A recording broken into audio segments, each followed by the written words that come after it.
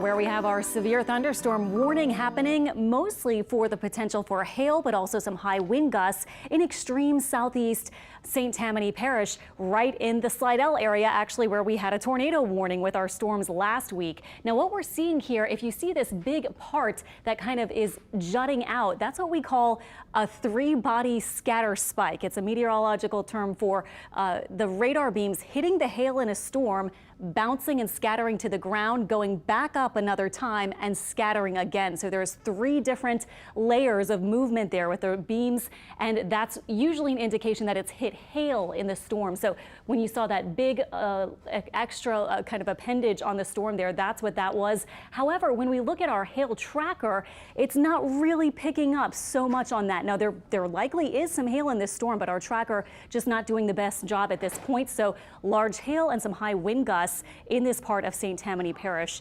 This will continue, and this is your tracker again toward Pearlington by about 10:30, not too long from now, and then on toward Waveland and past Christian later in the 11 o'clock hour if it does hold together. Another little cell approaching Kentwood in extreme northern Tangipahoa Parish, but really we're waiting until early tomorrow morning and then maybe even into the later morning hours for this system to come sweeping to the east southeast across Louisiana into Mississippi, and we will be on the southern end of the really active storms there. There's a tornado watch you can see out near Dallas at this point. Here's our precision cast to give you a quick idea. Fast forward to about 4 a.m. Still pretty quiet here, but here is that system, and this is drummed up from a disturbance sending out this boundary here. As we move towards 7:30, that might be the time where it starts to approach. So it was looking like right in the middle of the morning commute. It might be close. It might speed up or slow down a little bit. But right now, it looks like some people, at least, will be able to get to the morning commute before we see the rain arrive.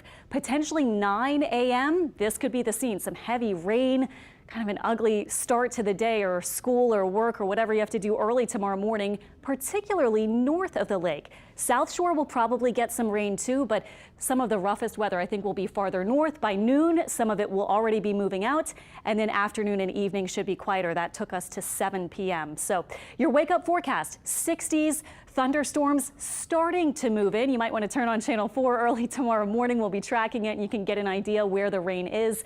A decent chance of it already getting to Tangipahoa Parish, maybe St. Charles and St. John and St. James. And then tomorrow during the day, we will see the strong thunderstorms rolling across the North Shore and probably some rain for the South Shore too. Highs about 84, and our chance for rain will be there until about midday.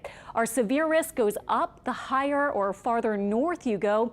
Most of us farther south will be at about the level 2 for the daytime hours tomorrow. Level 3, though, the farther north you go. So quick check on your planner. You can see all the rain really weighted early in the day. I've been saying from sunrise to about lunchtime is when it will be coming in and moving out, and then we're drying out for the afternoon. Looking ahead to Wednesday, we warm way up into the middle or maybe even upper 80s. Looks like a mostly quiet day before a nice cold front Wednesday night to make it kind of chilly and overall really nice Thursday all the way through the weekend. We'll be right back.